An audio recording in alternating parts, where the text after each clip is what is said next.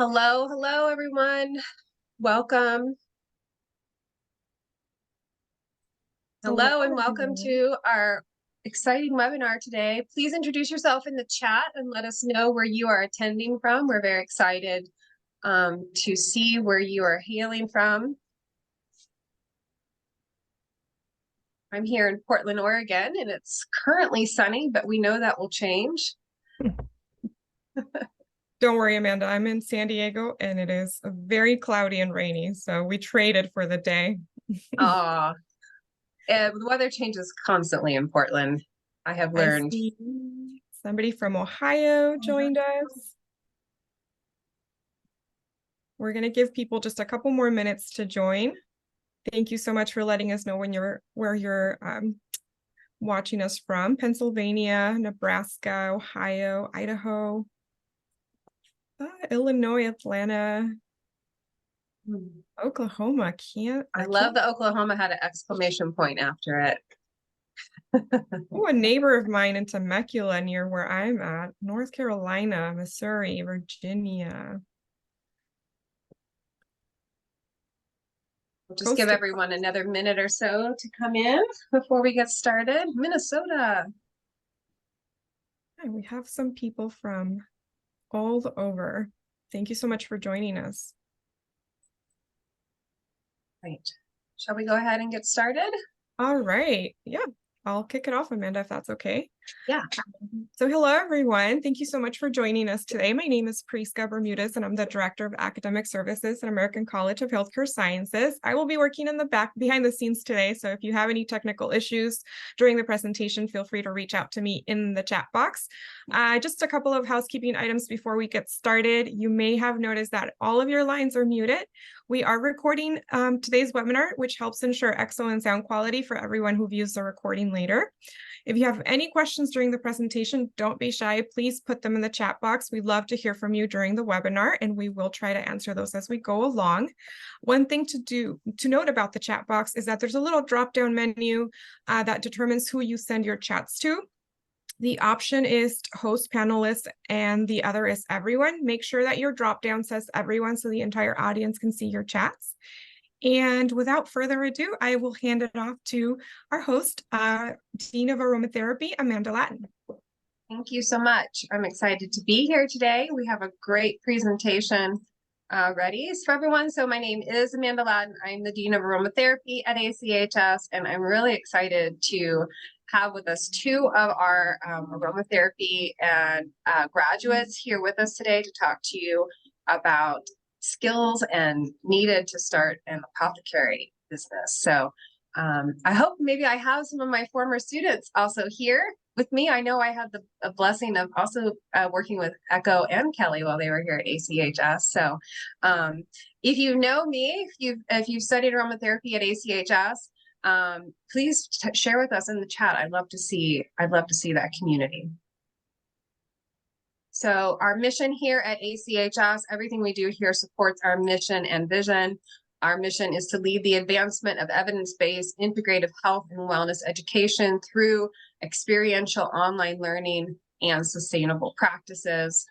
And our mission supports our vision that integrative health and wellness education is accessible to global communities, promoting sustainable and healthy futures for all. And I really feel like our chat box today highlighted us working towards that vision.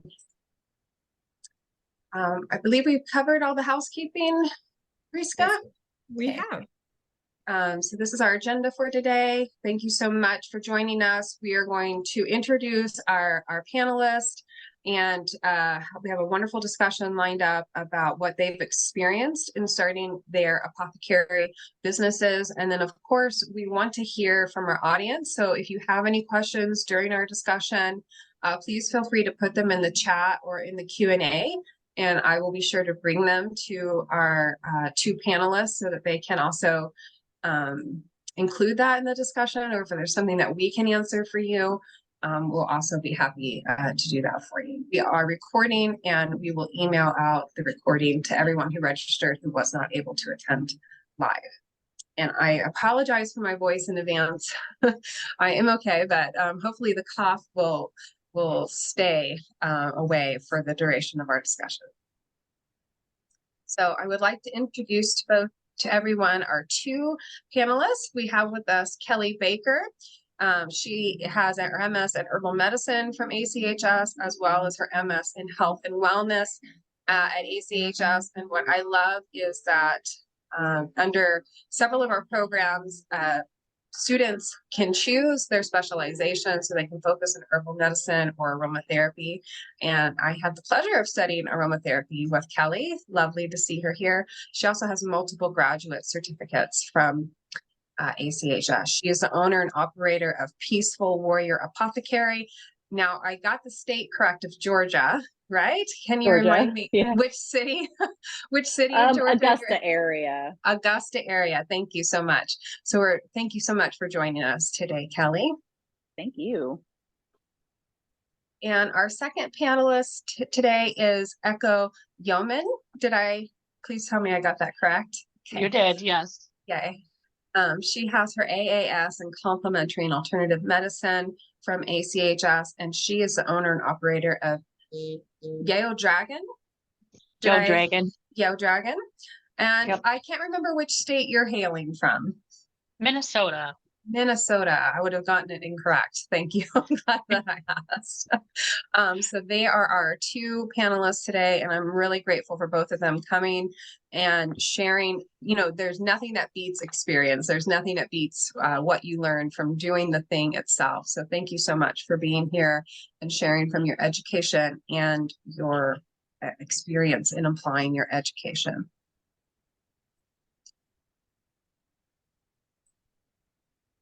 So here is our first question that we're bringing to our discussion. What were the most beneficial tools and resources, including your ACHS classes, that you used when building your business? Kelly, would you like to share first? Yes, go ahead. Sure. So when I was thinking about this, I know that building the business plan was part of the capstone project for the first degree that I did with you all. And it was hard because there's not a whole lot out there on building a business plan. I went to the local library. ACHS does have a great reserve of capstone projects of business plans. And I think I was able to get in there and find a business plan for like a random, not exactly what I wanted to do, but something geared towards health and wellness. And so I found that and the local library. And then I asked people all over this community when I was thinking and contemplating and building the idea of the shop that I have. Hey, I'm thinking about doing this. What do you expect to see in a business like this here in this area? And then my daughter was going to a daycare with a gal who created from the floor up the business plan. And so I went through business planning with her as well. So it was like, I don't know, it was a lot of independent work for sure. But the library and then finding just on through the ACHS, like, I don't know, there's like a pool of capstone projects that you all have online. And then peppering people everywhere I went here in town, what they would expect to see in a holistic apothecary. And that's what led me to essential oils and aromatherapy. So, yeah. Love that. So actually the feedback that you got from your community led you to finding the resources to meet those needs. Yeah. Awesome. Thank you for sharing. What about you, Echo?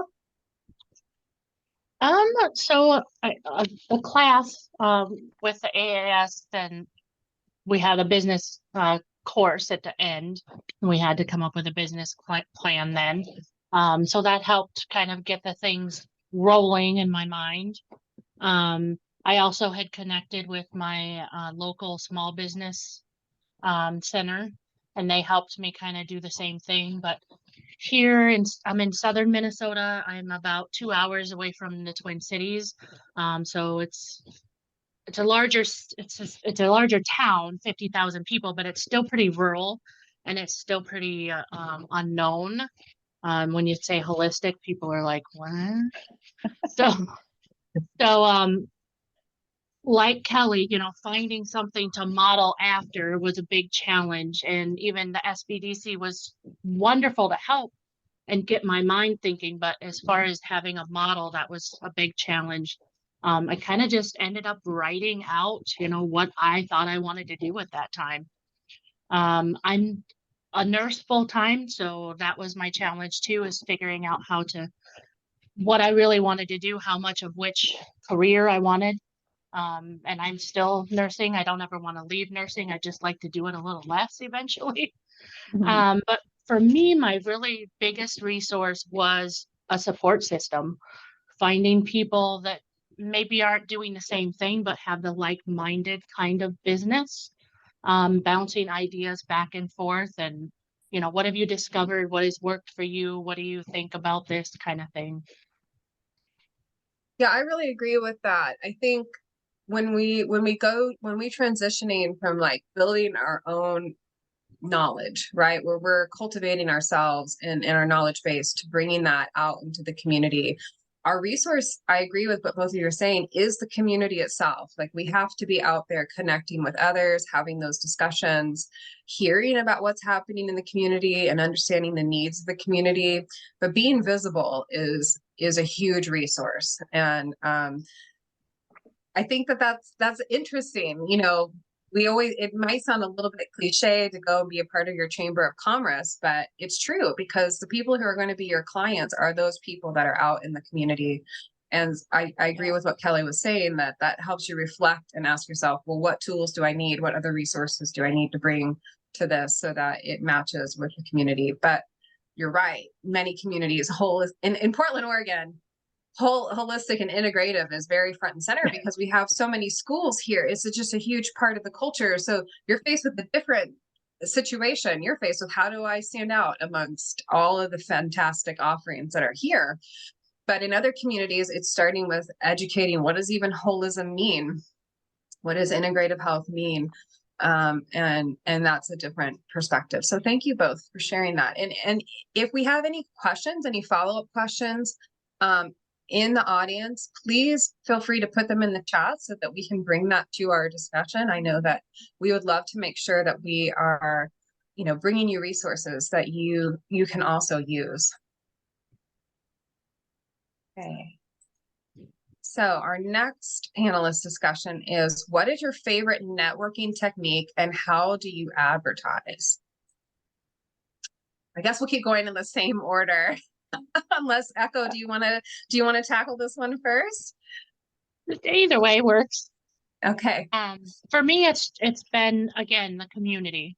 A lot of word of mouth networking, events. I was doing a lot of like vendor events, just trying to get to know people. I moved to a different town right before I graduated, so that was all new to me. I didn't know what the level of education or interest was here in Mankato, so getting out there and doing vendor events, connecting with people, seeing what interested them, also using social media, a lot, Facebook and Instagram.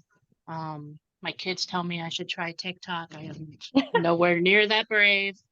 And again, similar entrepreneurs, people, like-minded, anything alternative is kind of what I've tried to connect with people there. But one of my recent connections is alternative, but not on the cover. It's one of the pastors, a local pastor here. Actually the author of one of my husband's favorite books, who recently moved to the area, and he came into my husband's store and said, would you like to carry my book? And now he and I have discussed how we can network and bring things to the community and members of his church, things like that. So a connection I never expected, but has been really awesome to see so far. Love that. Thank you for sharing. Kelly, what are your favorite networking resources? So, wow, I've been a part of different networking groups. And in my area, I don't know, echo, I feel like we live in two different worlds. You have such great experiences with some of these outlets, but my experience with the networking groups here, it seemed like everybody was just selling each other the things within the group. And I was like, this is not how I'm going to do things. So I left the networking groups. Social media, when I first started, I opened up in November 2017. I'm getting ready to have 6-year anniversary on Small Business Saturday. I'm so excited about it. But I'm a hard location. I decided that when I was doing this, am I going to be a hard location or am I going to do both things? And it was one or the other for me to start out. And so I have a hard location, and social media was my immediate forefront on getting the word out. Of course, in early 2020, they changed all the algorithms and nothing gets seen anymore. So that's one of my huge frustrations right now, is trying to get people to see things on social media. And I have dipped my toe into TikTok, and it's horrible. Please don't laugh at me if you find it and you watch those things. But like, yeah, here I am trying to do TikToks. This is the world of the 20-year-olds, and I'm not there. But that's one thing that is one of my major frustrations right now.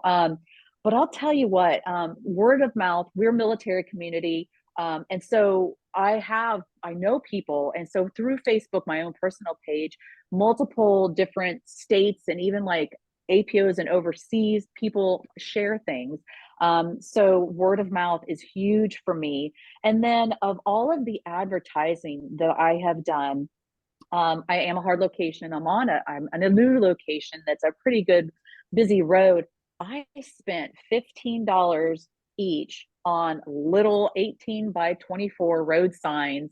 And those things in this last like 6 months have gotten me more press and people coming in my door than any hundreds of dollars that I have spent on Facebook ads and local local newspaper ads and things like that. And so I'm so thrilled when somebody goes, oh my gosh, I saw your sign. I came in because of it. And I'm like, yes, it's working. But the networking groups, I didn't really care for that much. So it's an interesting dynamic for sure. Yeah, I really like that. I think we have to do that. I think we have to stay honest to who we are. We're not going to be good at building a business that doesn't reflect our values and how we want to connect with people. So I think that that's a good. I was told once when I was younger, write what you know, don't write about things you don't know about. And I think like you can translate that into what you're doing in your business. You have to try things, but we don't know until we try.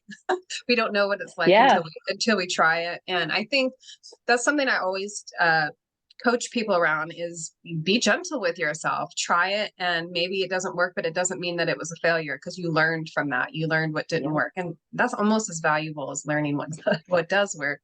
So, and simple doesn't mean it won't work, right? Like road signs can be.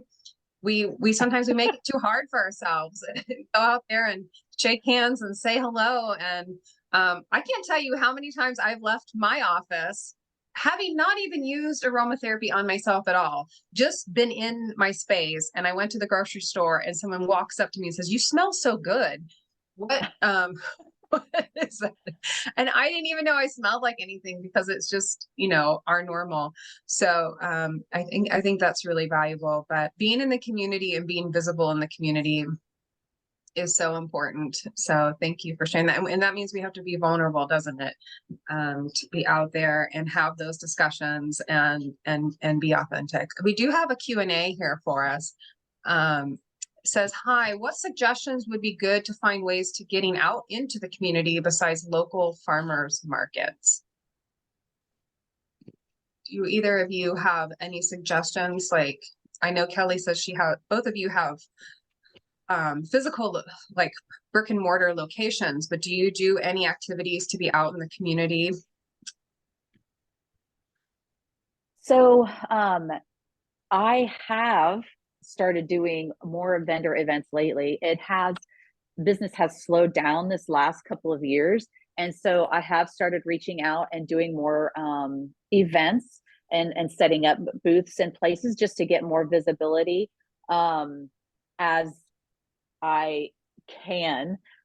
with employee changes and things like that, it's made it harder lately for me to be able to do anything like that. I think just word of mouth, and in this world of holistic healing, I do energy work as well, and I just put out there that those people who are supposed to find me will be easily led to the door here. It's difficult for sure.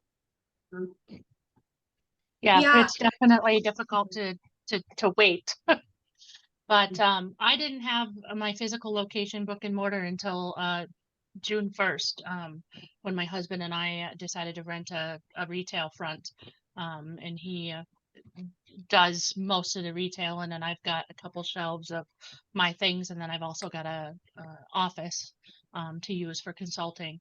But vendor events was definitely and I kind of steered away from the farmers market just because I didn't really know that could be my niche. I know now that there are some people that are doing similar herbal things from a farming perspective that I could have connected with. But I basically stuck with, the craft kind of, or the direct selling kind of vendor events, just to get to know my community and get my name out there. None of them were successful for me, not a single one. Maybe half of them I broke even. But now, 2-3 years later, people are saying, I remember you from this place or that place. I use the same, this sounds so silly, but I use the same tablecloth every time, and people recognize that.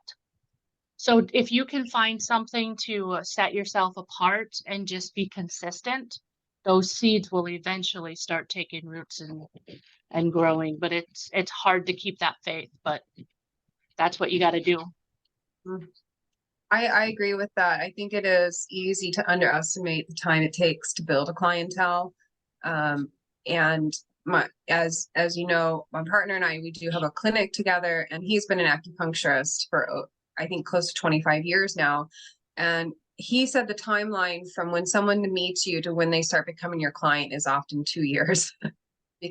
But Wow. it'll be one experience where their family member perhaps started using a product or getting sessions, and they're talking about it. And I think like that is something to be aware of. Like, obviously you still have to be mindful as a business owner with the return on investment and how you're approaching that. But when you're first starting out, it is going to be a big investment up front of people getting familiar with you, seeing that you're consistent, seeing that you're still around, right? That we're here and then we disappeared, but they do Right. think about it for a long time. I can't tell you how many times I've had that discussion where it is like a 1 to 2 year, but those seeds germinate and they really do multiply. And so, there's kind of like this, all of a sudden where are all these people coming from? And it's from conversations and connections that you made, much previous that are coming back around. So thank you for sharing that.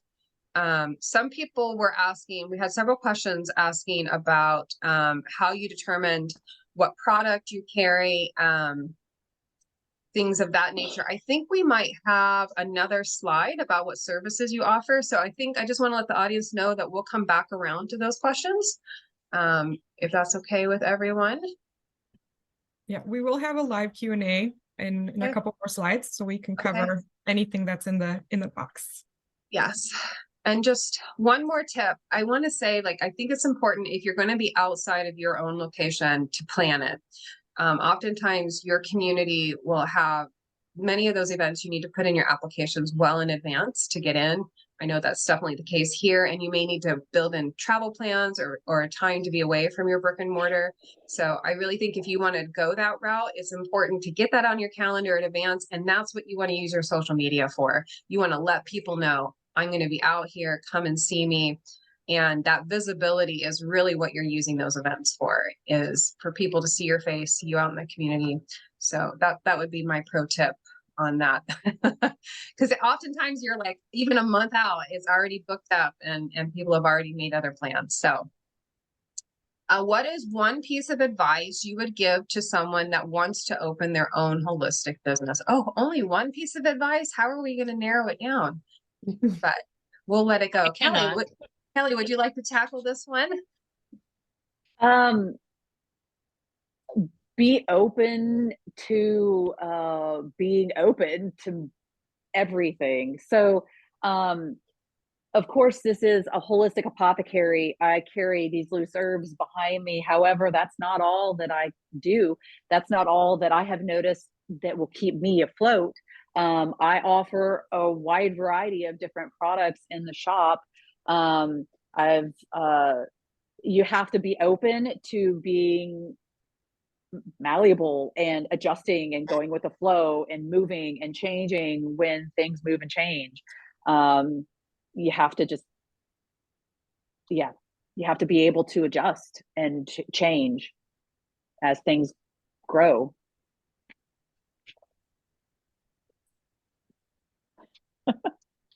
I very much agree with that. What I wrote down on my notes was be flexible.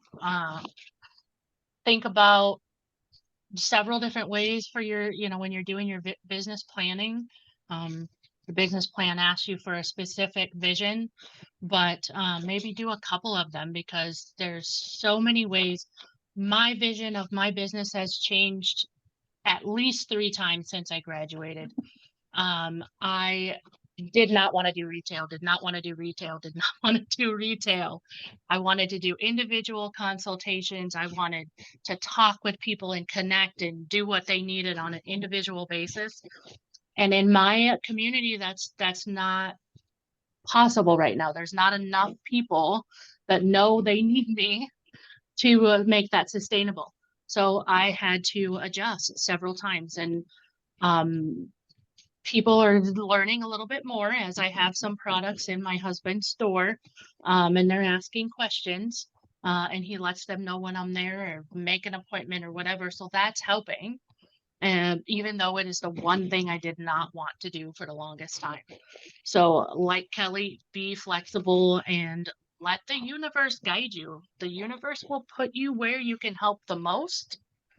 We just have to be open to those things. And then it becomes beautiful because it all falls in place.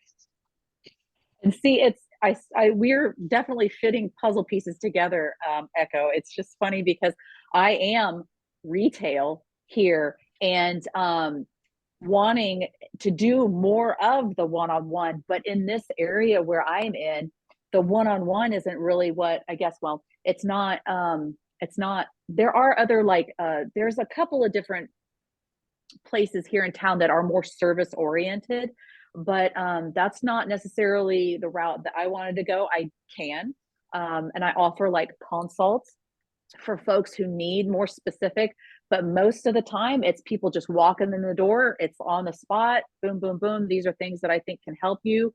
This is what has helped other folks in the past. And I am this predominant retail establishment. And that's amazing, because that's where I'd go.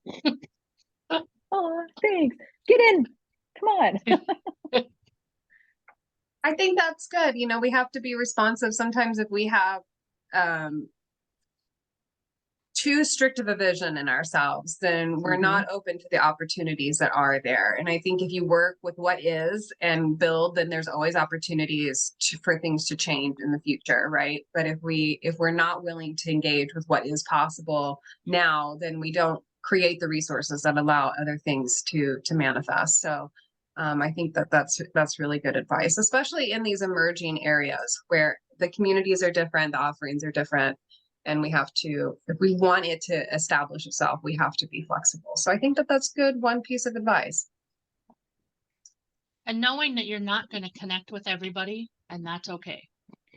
Like Kelly said earlier, she knows people that need her will come in.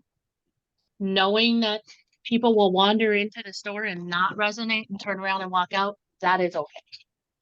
Right. Oh, it seems like these slides skipped themselves. I really apologize. I don't know. It's speaking of being flexible. We will go with the flow. I apologize for that. I was like, where did they go? So we will, let me go backwards a little bit here. So sorry, everyone. I don't know how it did that. Okay, so we were on networking technique and then it skipped several slides. That's okay though. So demonstrating, walking the walk here of flexibility. What is one hurdle or challenge that you face while building your apothecary business? Ooh, I'll go. Okay. I found that, so when I was having this idea, building the business plan, everywhere I would go, every time I would visit family over there or we go on vacation there, I would try to find what I wanted to create, apothecaries in different locations, and see what they had to offer. I would talk to the folks who owned the places. I would call businesses, and people are so afraid of the competition that nobody would share. And that was really frustrating for me. It's like, okay, I called people in Sedona, like, I know I wanted crystals in my shop. And I'm like, okay, I am not going to be competition for somebody who's in Sedona. Surely they'll help me out. And I did. I ended up finding a couple of businesses that actually gave me some really good information. But people are so secretive about their resources and where they get stuff and who they wholesale things from. And I remember I was always like, I am never going to be that person. I am secure in my shop. And if you come to me and you ask for help, I'm going to be like, oh, go here, go here, go here. Here's who you can resource this from, and this from, because we've got to share and help each other out, because I feel like I did not have help building this at all. And I want to make sure I'm that person for anybody else who needs that help. People are so secretive. They're scared, I think, about the competition or something. I don't know. But yeah, I wanted to make sure to be that person that's willing to help whoever needs help with doing this. Hey, that's good. That's good to know. And you're here being a resource for I others. know, I'm you're so excited. You're fulfilling your intention. I think though that's an okay observation to make. You know, sometimes people have invested decades into building their resources and things, and it can feel personal with how they share that to other people. So I think that goes back to our flexibility discussion, right? Like when we find the right people and it feels good to the person who's sharing too. That's something to navigate. So I think you're touching on something that's definitely a component of working in this field. Sure. One And of then the when other you find things with that, resources, you really cherish them, don't you? You're like, oh, yeah. this is so great. Thank you so much. One of the other things that you touched on though is the ability. So the first year I was open, it was scary to think that I might close, but that's one of the realities of owning a business, is being able to understand that sometimes things don't work out, and it's okay to hang up the idea for a little bit and then start again later. Especially when COVID hit and everything, it was like, oh my gosh, what's going to happen? Do you have to close? Is this going to happen? And you have to come to terms with the fact that it might not work. It might close. And you just really have to be like able to say, well, that sucks, and we'll try again next time or something. Yeah. Well, that is a component of being in business. It doesn't matter if it's a wellness business or any other kind of business, truly. And it doesn't mean that it's permanent. But you learn from it. And that's exactly why we have these types of resources. It's just, thank you. So Echo, what is one hurdle or challenge that you face while building your apothecary business? Probably my biggest challenge is just educating people, letting them know what it is I offer, what's in these little bottles, doing the vendor events. That was my most frustrating thing. I spent a lot of time assuming I knew what the people walking by were assuming about me. I made stories for what they thought while they walked by, and probably none of it was accurate. But I was assuming why they weren't stopping to talk to me, why they weren't buying. And so I needed to get out of my head with that and learn how to start the conversation with them so that I could get to the point where I could tell them what I offered. And that's still a big challenge. That's where the store is a huge benefit for me, is because they're there for something, so I can talk to them. They're kind of captive in the store. So that's helped a little. But it's still my challenge of, I mean, you don't necessarily walk up to a person and be like, how's your mood? How's your diet? How's your I bowel? do. Not that brave yet.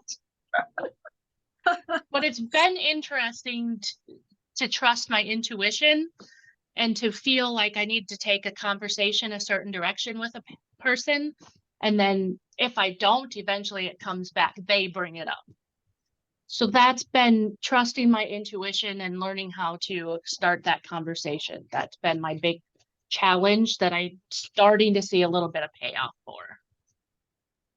Thank you both for being real and sharing your challenges. Oh, this thing does keep moving on its own, doesn't it? Oh, so sorry. I have my screen spread so I can see your faces a little bit. I don't know how it is moving. Well, here is our next question. Please share the services you offer and how you build your client base. I feel like we've touched on this a little bit already, but I'd love for you to share more about, what services you do offer. I saw in our chat that there were questions asking about, how do you decide your pricing? What is involved when you do consultations versus retail for people. So maybe you can also include some of that in your responses. Kelly, would you like to start us off? That'd be great. All right. So I do loose herbs. I have them for sale by the ounce. I have essential oils. I have incense. I have crystals. I have a retail storefront. I do offer Reiki and energy services. I do some different, I do rune readings, the Northern Nordic rune readings as well. Actual services have taken kind of a pause for me. I'm in between employees right now and running the shop by myself. So that means I don't have time to close the shop and have somebody out here so I can do a service. But I do offer, like I said, when people walk in the door, generally it's like an on-the-spot consult. Most people don't, I do have specific consult cards. I do charge for consults, but most of the time that doesn't even happen. It's just an on the spot walking through the door. I did do some classes before the whole COVID thing hit, but then when it hit, it was like, oh, I'm not offering classes. And I like going home in the evening, and I have family and it's crazy at home. And so I haven't ever picked up doing classes again. I do have a lot of folks asking if I'm going to offer classes again. I haven't figured that out yet. It's all a moving, growing process of life, right? Does that answer? Like, prices. You definitely, so with merchandise, some prices are already set depending on what the product is. Sometimes I'll go to Amazon and see what Amazon charges for things. And I'll be like, oh, well, I'm not going to charge that much for that because you can go on Amazon. But then there's some things that Amazon's selling stuff for the same price that I get it wholesale. And so I have to charge more. And so then I just put out that energy saying that people that are walking through the door are paying for my education, for my brain. And if they want a product that I have to offer, they're going to pay the price that I have to offer. And so I don't worry about the fact that my price is more than what Amazon could offer or what Walmart might offer, because they're paying for my brain and what I have learned in my education, and because they're coming in for help for situations. So thank you. That's really insightful. Echo, what about you? Yeah, so I offer holistic wellness mentoring. focusing on the herbs, the essential oils, and flower essences. I have some single dried herbs for sale. I'm still trying to figure out, we've only had this store since June, so I'm still trying to figure out, what sells, what people are looking for. So I just have a handful of herbs, 5 ounces and 1 ounce is up for them to buy. I have some single essential oils up for them to buy too. Mostly it's my products, and I try to make them pretty simple, easy to, like uplifting spray. That's self-explanatory. So I, like Kelly, I don't necessarily get to do the consults, to sit down and go through the whole thing like I'd like to. It is, they walk in the store and they're looking for something specific or something catches their eye, and that takes a conversation. But if they do want more involved guidance, I do ask them to at least make an appointment for a mini consult, 30 minutes, so we can focus. I also offer intuitive guidance. I do oracle card readings, and I just kind of guide them intuitively, sometimes without the cards. And then I also have added a death doula hat. So I offer end of life services. And that's the connection I made with the local pastor, because he's passionate about end of life planning also. And so just getting that education out too. We've been doing some workshops for people to come in and fill out paperwork and learn what the options are in Minnesota. So that's kind of helped bring people in and help them be aware of the different offerings and options.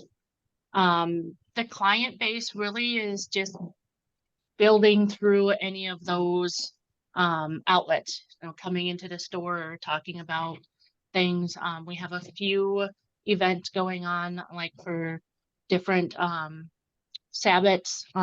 If a person is pagan, they're aware of the wheel of the year, and so offer events with that. But our space isn't huge, so we're still kind of feeling that out a little bit. Prices, I kind of do the same as Kelly. Check out Amazon and see. I also do a lot on Etsy for comparing prices. And then just what I think I would pay for something. But I have a hard time remembering exactly what Kelly said. We have our education, we've made this investment. It's okay to ask for some of that back. And I've recently been looking at it as an energy exchange, which if you do any kind of energy work or Reiki like Kelly does, that helps me kind of justify that, if that makes sense. Prices for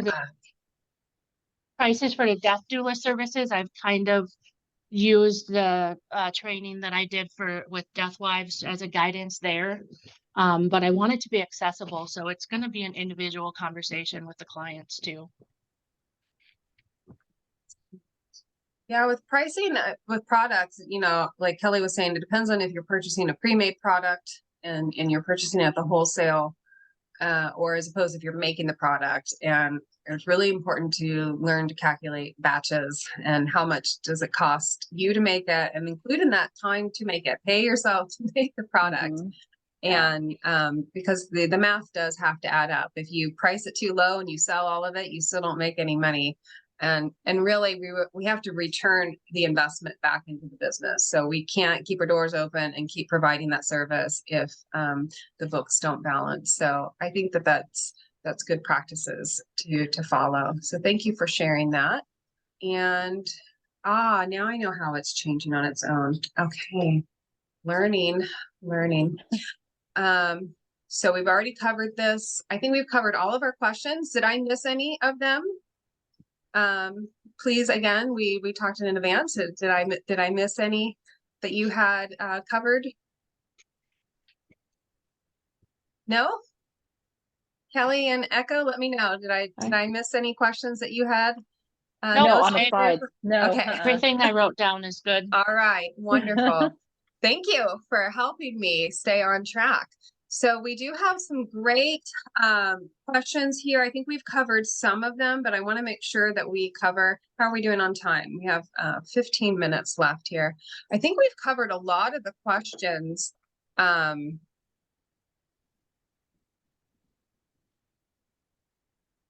So people were asking a lot about consulting pricing meeting doesn't have to be exact. Do you mind if I give my input on that, or do you have anything additional that you want to add into that one? Go ahead, Amanda.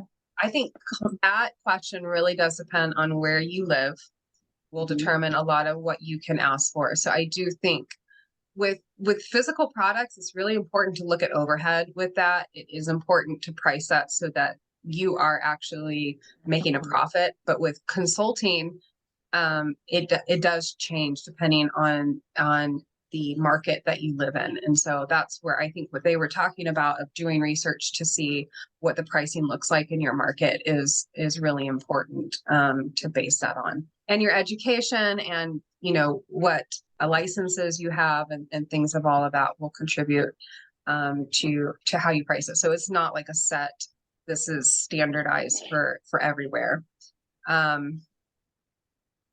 A couple people were asking about, did you ever consider having a partner that you didn't know, but it would help you, you know, find an office space that you can afford or a storefront that you can afford? I know Kelly had talked about having employees. So I think we're looking at that question of how do you bring in partners or employees into that? Did you have to consider doing that when you were starting your business? Do either of you have anything to share on that topic? Yeah, I can talk on that a little bit. Okay. So my original dream was, you know, to find a center where I could be there as the herbalist, someone would be there as an acupuncturist, someone would be there as a massage there, you know, a collective, cooperative kind of setting is what I wanted in my very first vision. And that doesn't exist around here yet. Connected with a few people that we talked about those things. Yeah, that sounds good. Let's, things just never quite panned out perfectly. Now it's my husband who got some inheritance, and so he's put forth most of the front for the space. And then he has his retail. It's a metaphysical shop, so crystals and statues, and you know, he makes candles, so lots of things. And then we have another, she's our partner, but it's not a legal partnership. I call her our co-businessator. But she has the crystals and some body products and stuff. So definitely for me, it wasn't going to happen unless I had someone along with me. Mostly because I don't want to give up my nursing. I don't have that 8 hours a day to devote to a space. I think that answer is going to be different for probably everyone. Great, thank you. Kelly. Yeah, it's different for me. This is my show, man. This is so you mentioned the metaphysical echo. So I grew up reading the books about the witches having the metaphysical. I'm not a witch, but these little bookstores with trinkets and things, and I was like, that was a vision, like to have like a little store like that. So I have the crystals. I have a good selection of books. I have the decks and the tarot decks and the oracle decks. I have the runes, and I have incense, and I have dream catchers. I have all these things available as well. I'm a retail storefront. So, and I'm very open about asking the customers, hey, I have access to a lot of stuff.